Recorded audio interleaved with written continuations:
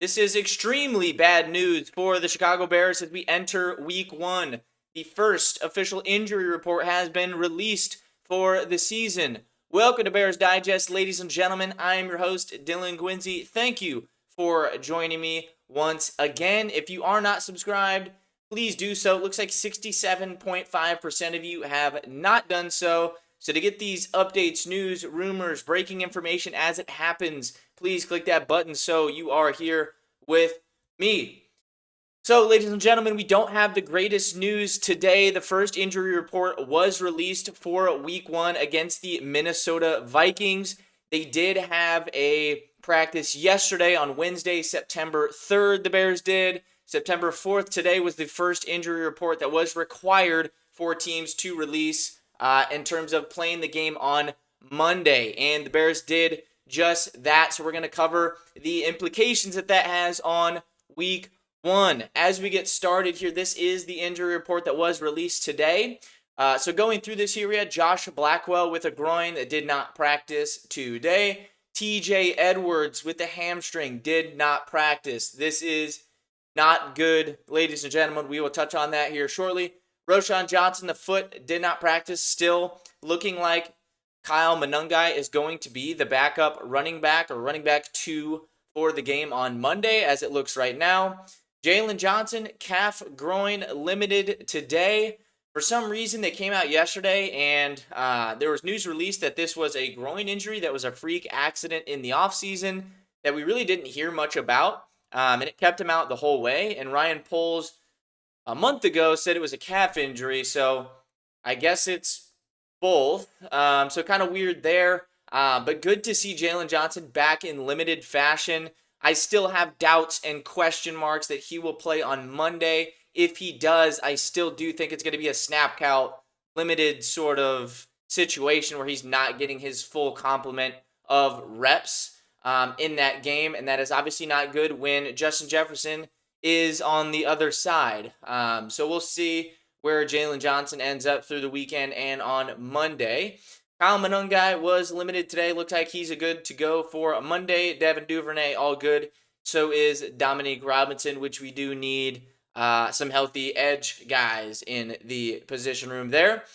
So as we get into this, ladies and gentlemen, Jaylen Johnson is probably the only positive news that we do have out of this injury report.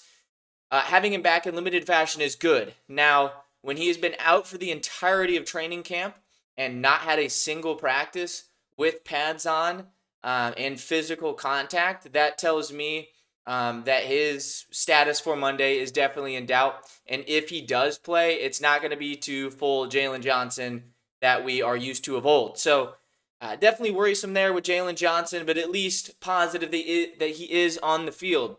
Now, on to the bad news. That is TJ Edwards. He went down the other week with an injury. We weren't too sure what it was exactly, as the team was not required to report all of this information on the injury front. And TJ Edwards, we were kind of in limbo of what was going to happen or what that was going to look like. We did have some worries about Jaquan Brisker and stuff as he left practice, but he looks to be fine. But the guy that's not is TJ Edwards. And he is our best linebacker. He is our best run stopper in the second level for the defense. And losing him would be tremendously bad, as Noah Sewell and Ruben Hippolyte behind him obviously do not have that run stopping ability that he does. That is paramount to this defense, and paramount especially going against the Minnesota Vikings, where they have a rookie first-time starting quarterback. They're going to look to get the run game going early and often. If that is the case, it's going to be harder to stop the pass, and it's going to be harder to keep them off the field. And Aaron Jones is someone that has killed us in the past. Even if he is on the decline in his career for the Minnesota Vikings, and he's kind of on that back half of his production, he still kills us every single time. He had a couple 100-yard games last year total, and one of those was against us in the 2 games that we played against him. So stopping him and Jordan Mason, their new recent addition, is paramount. And without TJ Edwards, our best linebacker, that is going to be terrible. So extremely bad news on the Bears front. It's not looking likely that he is going to play. Anytime that you see a do not practice on the first 2 days of the injury report that is usually a telltale sign for guys that are not skill positions. That's usually a telltale sign that they're out. So we'll see how this weekend goes. We'll see how tomorrow goes as well with him. They practice Friday and Saturday. If he is do not practice for, or listed as do not practice for either of those two, I think he is done and not good for Friday's game. So that would change things a lot with this game and the outlook of it. I think that'd be a tremendous weak spot in the defense there when we don't need any more weak spots in that room. So we'll stay up to date on that. In other news, on top of the injury report, we did have some workouts come in this week.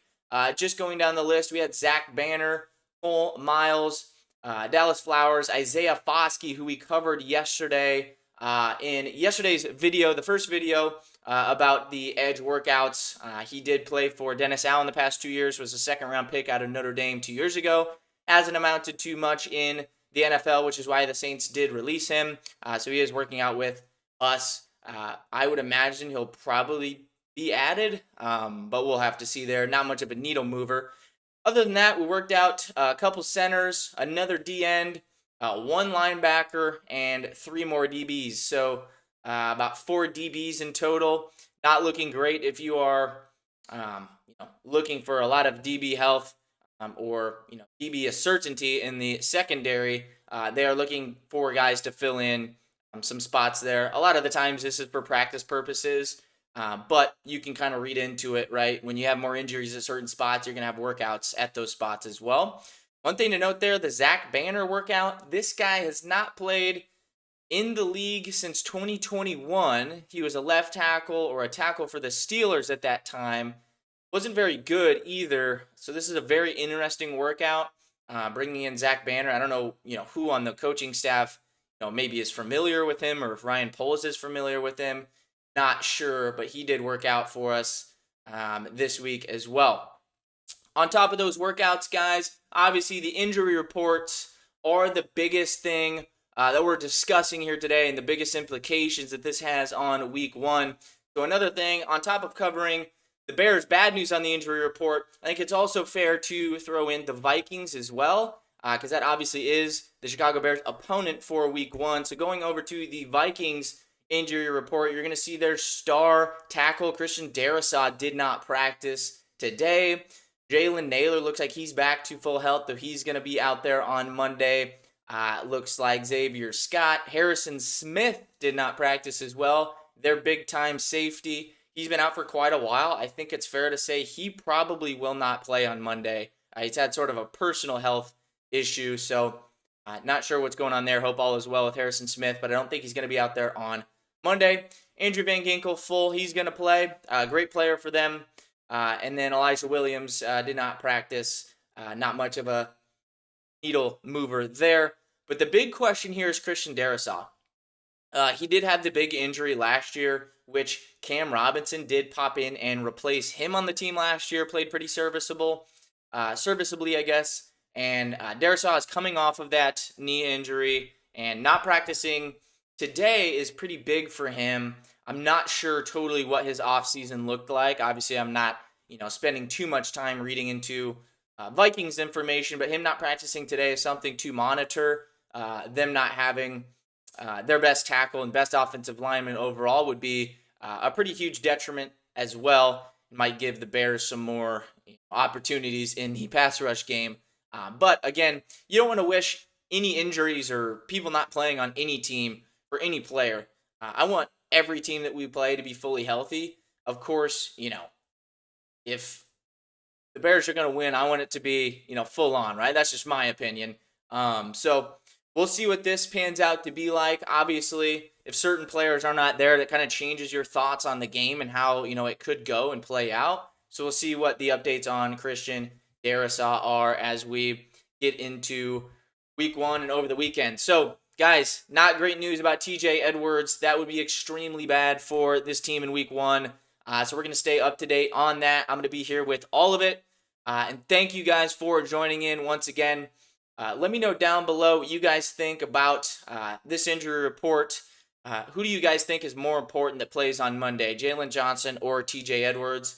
I think that is kind of a big discussion. I think we're going to be without one of them. I think we would be mistaken if we think both of them are going to play. So let me know down below. And of course, subscribe if you want to get those continued updates and rumors and videos that do pop out as we get into Monday. Very exciting. Week 1 is here. And as always, bear down.